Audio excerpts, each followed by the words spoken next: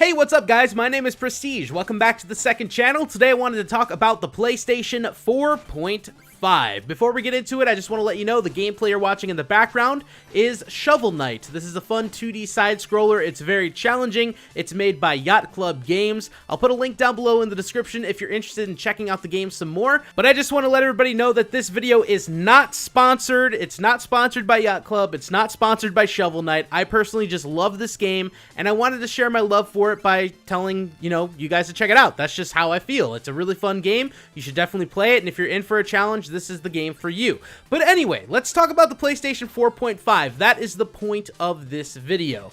Over the past few months, it's been rumored that Sony's been working on a PlayStation 4.5, and they're going to be pushing the limits of 4K gaming. So you might have heard it called the PlayStation 4K, the PlayStation 4.5, or as we know it now, the PlayStation Neo. Now this is a really interesting thing because we actually have some sort of specifications that come from the website Giant Bomb, which I'll put these specifications up on the screen.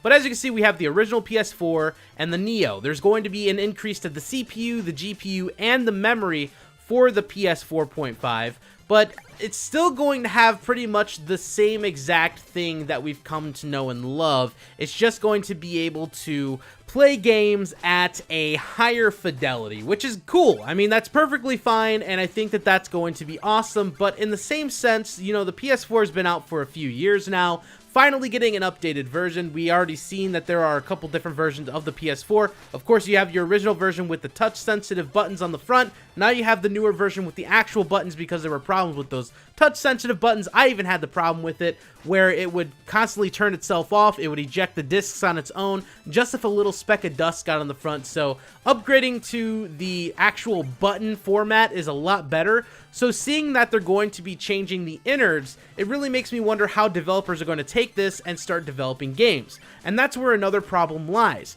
Sony is actually asking developers to make it be able to scale up to a higher fidelity for people that are playing on a PS4 Neo or a PS4.5 and keep it to where it will still run perfectly normal on an original PS4. So if you have either or, every game that comes out is going to be able to work for both. Now here's the problem that developers are facing. They say in the article that every single PS4 game released as of October of this year need to have support for the original PS4 and the PlayStation 4 Neo, which is something that really puts developers in a tight bind, right? That would really piss me off. If I've been developing a game for so long for the PlayStation 4, and then all of a sudden I find out, hey, you need to add support for an additional console, that really sucks. But at the same time, it's kind of cool for consumers because if you don't want to upgrade, you don't necessarily have to, but when people upgrade, they're able to get a higher fidelity game, something that looks a little bit better, something that may perform a little bit better as well when it comes to FPS and things of that nature. My personal thoughts on it, I don't know if this is the best idea that Sony's had. I mean, it's still pretty cool nonetheless. I'm a sucker for technology. I'll definitely be picking it up and possibly do a review right here for those of you that may be interested. But like I said, I'm a sucker for technology. I'm going to end up getting it regardless if I like it or not. But the thing is, I just want to know why they're doing this instead of doing a complete overhaul, instead of completely overhauling everything that they've done, and just put it into a brand new console, the PlayStation 5. Why are we doing a PS4.5? There's just no point in that. The PS4 has been out for a good 3 years now. I want to say 3 years. And I know that we usually get a ton of different versions over the years. Like, remember with the PlayStation 2 or even the PS3, we had the PS3 original. It was the fat PS3. Then we had the PS3 Slim. Then we had, the PS3 Slim version 2. Like, there was a ton of different style models that come out. But this feels like they're taking it in a completely different direction. It might look a little different. Would it be quieter? I don't know. With the amount of technology they're trying to jam into a gaming console, that might be a problem. The fans might be extra loud. But at the same time, I'm excited to see what the developers can do with this technology. Are they going to increase the FPS from 60 to 120? Are they going to jam more content in for people that might own the Neo console? Are they going to make it to where you simply have a higher fidelity and that's simply it?